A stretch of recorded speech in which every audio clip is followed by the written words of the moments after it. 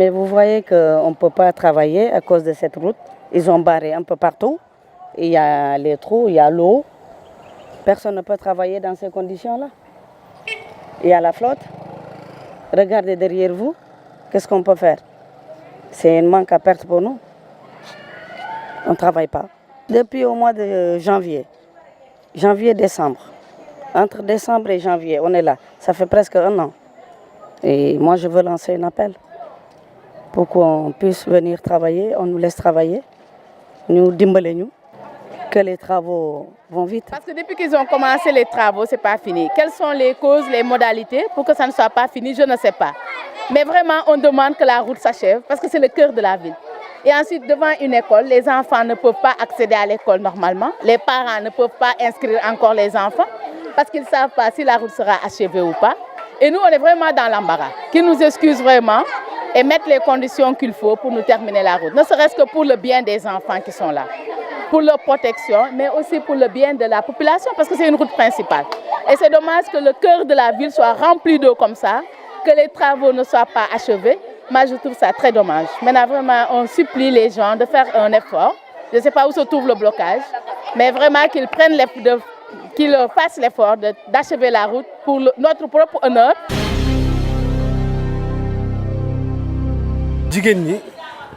Les femmes viennent ajouter du trop-plein dans la souffrance et la pauvreté déjà réelle. J'ai vu quelqu'un acheter un greffage à 30 000 et c'est un homme qui a consenti à effectuer ses dépenses. Ce dernier, j'en suis sûre, il lui sera impossible de pouvoir acheter un mouton pour la tabaski. Les gens, ils ne savent plus où situer les priorités. Quand ça ne va pas, vous devez venir à notre secours. Il faut toujours voir ceux qui sont inférieurs à vous, qui ne peuvent pas avoir le même train de vie que vous. Au lieu de cela, j'ai vu quelqu'un prendre 200 000 francs pour sa tête et son corps. Il faut limiter les envies. Mais si vraiment quelqu'un se permet de mettre 200 000 de mise, s'il n'a pas de quoi manger, il ne devrait pas se plaindre.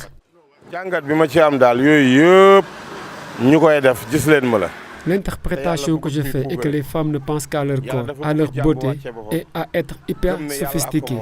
Et tout cela n'est que par vanité. Celui qui pense à aider les autres ou qui est armé de compassion n'agit pas de la sorte. Nous indexons tes copines les femmes. Elles se vantent beaucoup et aiment déclarer avec fierté que j'étais la plus belle. J'ai écrasé parce que je portais. Ma mise était de loin la plus jolie à tel ou tel mariage.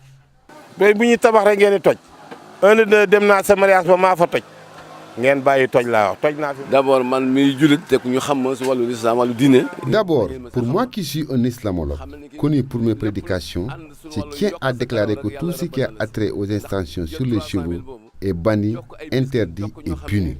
Pensez à mettre 300 000 francs sur son unique corps.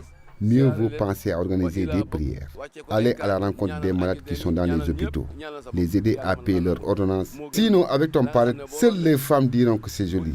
Mais ceux qui connaissent les interdits sauront que la colère divine pourrait s'abattre sur toi.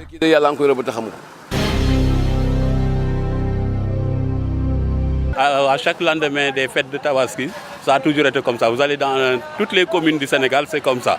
Bon, c'est des opérations que nous faisons juste après la fête, d'autant plus que pendant la fête, personne ne peut entrer à l'intérieur du marché pour faire des opérations comme ça. Donc les rues sont occupées et le personnel que nous avons sur place ne peut pas faire le travail parce que même avec le petit matériel, ils ne peuvent rien faire. Donc en réalité, il faut attendre jusqu'à ce que les gens se dispersent et que les routes soient libres pour que des opérations de grande envergure puissent se faire. Donc vous avez tous constaté aujourd'hui, c'est des engins, c'est des remorques et vous verrez d'ici sous peu, vous ne verrez plus rien. Donc les gens, on ne peut pas leur priver de faire la fête. C'est des opérateurs qui ne sont pas en général. S'ils vont pour prier, donc le lendemain, on ne peut pas les avoir. Mais le surlendemain, aussitôt, nous faisons une opération. Et c'est ce que vous êtes en train de constater aujourd'hui. Nous sommes aujourd'hui à Bokot, on va sous peu terminer dans 30 minutes et puis on va à Tilène. Et c'est comme ça que nous allons faire au niveau de tous les marchés avant d'investir la ville maintenant.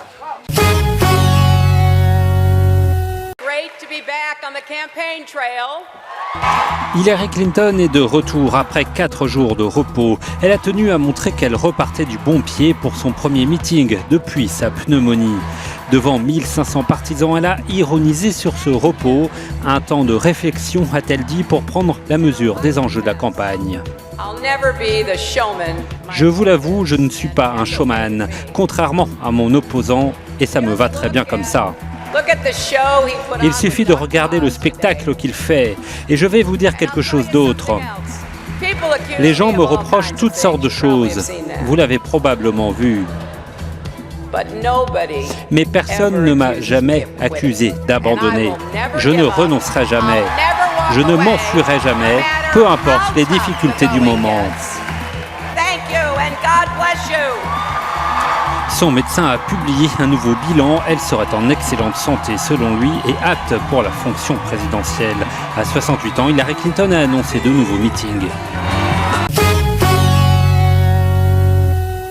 Le président de l'autorité palestinienne Mahmoud Abbas a posé jeudi à Nouakchott la première pierre de la nouvelle ambassade de Palestine en Mauritanie. Les discussions entre le chef de l'État mauritanien Mohamed Ould Abdelaziz et son hôte ont par ailleurs porté sur les efforts de la Mauritanie qui assure la présidence de la Ligue arabe pour mettre fin au conflit israélo-palestinien et relancer des négociations de paix. Mohamed Ould Abdelaziz est le président en exercice de la Ligue arabe, une position qu'il occupe depuis le dernier sommet de l'organisation auquel seuls 6 de ses pairs avaient assisté en raison des divisions au sujet des crises persistantes au Moyen-Orient. Après son séjour mauritanien débuté mercredi, Mahmoud Abbas se rendra au Venezuela où il prendra part au 17e sommet des non-alignés qui débute ce 17 septembre.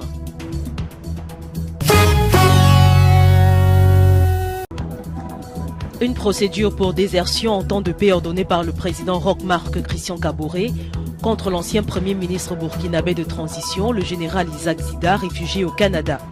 Selon des sources militaires, il s'agit d'une procédure disciplinaire tout à fait normale qui concerne tout militaire en situation d'absence irrégulière à son poste. En sa présence ou non, un conseil d'enquête ou conseil de discipline sera mis en place pour prononcer la sanction. Le général Isaac Zida a rejoint sa famille au Canada dès la fin de la transition en décembre 2015, muni d'une permission délivrée par le président Kaboré. Sa permission a expiré depuis le 15 février et depuis, il a été publiquement sommé et à maintes reprises de regagner sa base par le président Kaboré, sans succès. 32 ministres du précédent régime, dont est issu le général Zida, sont appelés à comparaître pour leur implication présumée dans le coup d'État perpétré en 2014. Bonjour à tous et merci pour votre fidélité pour la revue des titres de ce vendredi 16 septembre 2016. Pour Sud Quotidien qui titre à sa une « Rapprochement Macky Khalifa, le rêve de Djuboka ». Imam Ahmed Diop de Marega voyage sur le Ganalé. Des Sénégalais en abusent, les partisans du minima aussi ont tort. Notre démocratie est-elle en recul ou en marche? Politiques et membres de la société civile apprécient. Le marché après Tabaski, poissons et légumes introuvables. Classement FIFA, les lions sur le podium africain. À la une du Populaire, pour dénoncer les abus et dérives du régime, l'opposition veut chauffer la rue le 14 octobre. Mankou Watou Sénégal annonce une marche nationale et internationale. Un code de conduite fixe les règles de fonctionnement de la plateforme. Le Front met en place une coordination tournante et porte Malick Gakou à sa tête. Carburant toxique écoulé en Afrique par des traders suisses, le diesel sale éclabousse le Sénégal. Élection des hauts conseillers, les 5 sages valident les résultats. Sa sanction revue à la baisse par la RTP, comment la Sonatel s'en est tirée. Pour Stade, le quotidien du sport qui titre à sa une, contacté par Cissé contre la Namibie, Youssouf Sabali a encore refusé le Sénégal. Classement FIFA de septembre, les Lions sur le podium africain. Confidence de Idrissa Gana Gueye, ce que Soirée nous a dit à l'hôpital. Jeux de dames, championnat d'Afrique 2016, Diofang et AC incertain, une aubaine pour le Sénégal. Nous terminons cette revue de titres avec Sunulamb qui titre à sa une « Yekini fait une révélation de taille, mon plus gros cachet est de 150 millions. Pour devenir champion et le rester, il faut... » Je me suis privé de beaucoup de choses. Le mystique représente 10% dans ma réussite. Dans quelques semaines, j'ai différé sur mon avenir. Balla et Ama rejetés, B52 sous contrat. Modlo prêt à croiser l'acte 2.